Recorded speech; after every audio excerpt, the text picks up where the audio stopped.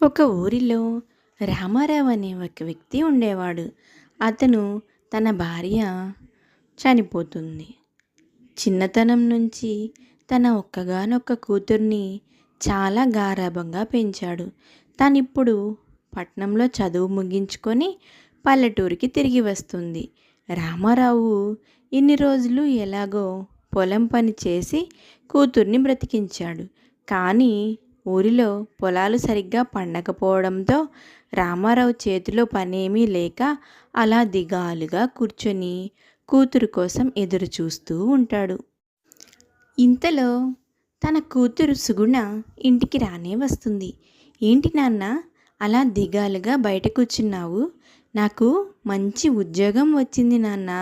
మన ఊరి దగ్గరలోనే రోజు ఇంటి దగ్గర నుంచి వెళ్ళి వస్తూ ఉంటాను. ఇకపై నువ్వు పంటలు పండడం లేదని దిగులు పడాల్సిన అవసరమే లేదు నాన్న. నా సంపాదనతో మనిద్దరం హాయిగా జీవించొచ్చు. నువ్వెందుకని నాన్న అలా ఉన్నావు? ఏం చెప్పమంటావమ్మా, తండ్రిగా నా బాధ్యతని నువ్వు నాకు గుర్తు చేస్తున్నావు. నీకు వయసు వచ్చింది, పెళ్లి చేయాలి. కానీ నా చేతిలో చిల్లిగవ్వ లేదు. పైగా నీ సంపాదనతో నన్ను పోషిస్తానంటున్నావు. అందుకే చాలా సిగ్గుగా ఉందమ్మా. తండ్రి స్థానంలో నిలబడి నీకోసం నేనేమీ చేయలేకపోతున్నాను. మన ఊర్లోన పొలాలు పండటం లేదు. బయటకు వెళ్ళి నేను ఏ పని చేయలేను. నేను బయట ఊరు వెళ్ళిపోతే నువ్వు ఒంటరిగా ఇంట్లో ఉండాలి. ఏం చేయాలో అర్థం కాని స్థితిలో ఇలాగ తలబాదుకుంటూ ఇక్కడ కూర్చున్నాను తల్లి. నీకు ఉద్యోగం వచ్చిందా? ఎందుకు నాన్న అలా మాట్లాడుతున్నావు? ఇన్ని రోజులు నువ్వు కష్టపడి నన్ను పోషించావు. ఇప్పుడు నేను కష్టపడి నిన్ను చూసుకుంటానంటున్నాను. అందులో తప్పేముంది? అలా అనుకుంటే చిన్నప్పుడే అమ్మ చనిపోయిన వెంటనే నన్ను కూడా నువ్వు వదిలేసి ఉండాల్సింది కదా. నన్నెందుకు ఇన్నాళ్ళు నీ బాధ్యతగా ప్రేమగా పెంచావు? నేను కూడా నాన్న నిన్ను అలాగే నా బాధ్యత అనుకుంటాను. నీపై ఉన్న ప్రేమతో నేను బాగా చూసుకుంటాను. నువ్వు ఎటువంటి దిగులు పడొద్దు నాన్న. పద ఇంట్లోకి వెళ్దాం. ఇంకొకసారి ఎప్పుడైనా సరే ఈ విషయం గురించి నువ్వు దిగులు పడ్డావంటే నా మీద ఒట్టే నాన్న. పద, నీకోసం వేడివేడిగా ఏదన్నా వండి పెడతాను. రోజు నీ వంటలు నువ్వు ఎలా తింటున్నావో ఏంటో. నాన్న చూడు, నీకోసం వేడివేడిగా పులిహోర చేశాను. నీకు నా చేతి పులిహోర అంటే చాలా ఇష్టం కదా. దీన్ని తిని ఎలా ఉందో చెప్పు నాన్న. చాలా బాగుంది తల్లి. నీ చేతి పులిహోరకి వంకలు పెట్టేవాళ్ళు ఎవరన్నా ఉన్నారా? మన ఇంటి చుట్టుపక్కల ఈ పులిహోరలోకి నువ్వు పెట్టే ఆవకాయ నంచుకొని తింటుంటే చాలా టేస్ట్గా ఉంటుంది తల్లి. నువ్వు కూడా పెట్టుకొని తిను. ఎప్పుడు బయలుదేరావో ఏంటో, నీకు కూడా ఆకలిగా ఉంటుంది కదా. నేను అలా పొలం దాకా వెళ్ళి పొలం చూసి వస్తాను. ఇంతలో సుగుణని చూడ్డానికి సుగుణ స్నేహితురాలు రాధ తన భర్త రమేష్తో కలిసి వస్తుంది. రా రాధా రా, నిన్ను చూసి ఎన్నాళ్ళవుతుంది. ఇన్నాళ్ళకి నేను గుర్తొచ్చానా? ఆపవి, నీకెన్నిసార్లు పెళ్లి కార్డు పంపించాను, మనిషిని కూడా ఇంటికి పంపించాను. మీ ఇంట్లో నువ్వు ఉండటం లేదంట కదా. అక్కడెక్కడో చదువుకుంటూ హాస్టల్లో ఉంటున్నావంట. నువ్వే నా పెళ్ళికి రాకుండా మోసం చేసి పైగా నన్ను ఎన్నాళ్ళకి గుర్తొచ్చానంటావా? నీతో నేను అసలు మాట్లాడటం లేదే.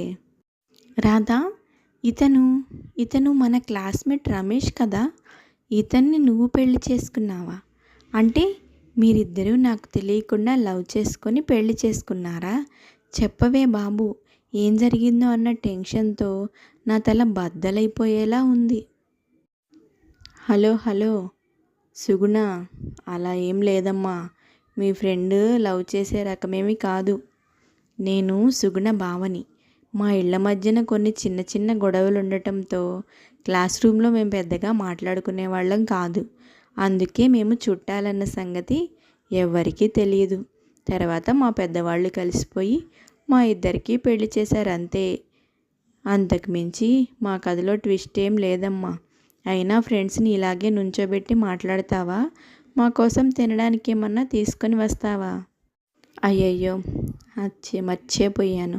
మీరు ఇలా కూర్చోండి, మీకోసం వేడి వేడిగా ఆవకాయ పులిహోర తీసుకొస్తాను. అది నేను చేసే స్పెషల్.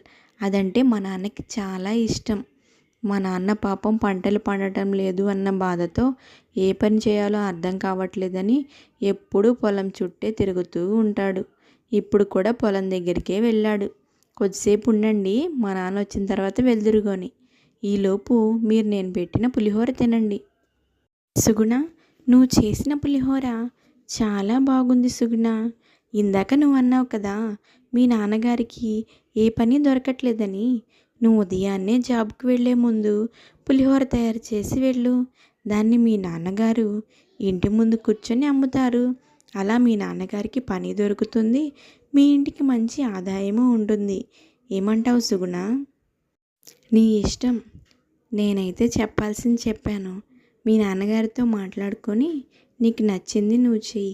ఇక మేము వెళ్ళొస్తాము, చాలా దూరం వెళ్ళాలి అని రాధా రమేష్ ఇంటికి వెళ్ళిపోతారు. సుగుణ దీని గురించి చాలా ఆలోచిస్తుంది. నాన్న, నా స్నేహితురాలు నాకొక ఆలోచన చెప్పింది. మనం ఎందుకని పులిహోర వ్యాపారం చేయకూడదు? నేను ఉదయాన్నే పులిహోర చేసి అంతా సర్ది ఇచ్చి వెళ్తాను. మీరు బయట కూర్చొని వ్యాపారం చేయండి. డబ్బుకు డబ్బు వస్తుంది, మీకు ఏ పని లేదన్న దిగులు తీరుతుంది నాన్న. నాకు ఈ ఆలోచన ఎప్పుడో వచ్చిందమ్మా. కానీ ఒక పక్క పని చేస్తూ మళ్ళీ నువ్వెలా కష్టపడతావు అన్న ఉద్దేశంతో నిన్నింకా ఇబ్బంది పెట్టడం ఇష్టం లేక నేను ఈ మాట చెప్పలేదు. నీ అంతటా నువ్వే అంటున్నావు కాబట్టి నాకేం అభ్యంతరం లేదమ్మా. నాకు చేయడానికి ఏదో ఒక పని ఉంటే చాలు. అలా రామారావు సుగుణ చేసిన పులిహోరని అమ్ముతూ చాలా సంతోషంగా జీవితాన్ని గడుపుతూ ఉంటాడు. సుగుణ చేసిన పులిహోరను తినడానికి జనం కూడా అలాగే వచ్చేవాళ్ళు. వాళ్ళకి కొద్ది రోజుల్లోనే లాభాలు రావడం కూడా మొదలయ్యాయి.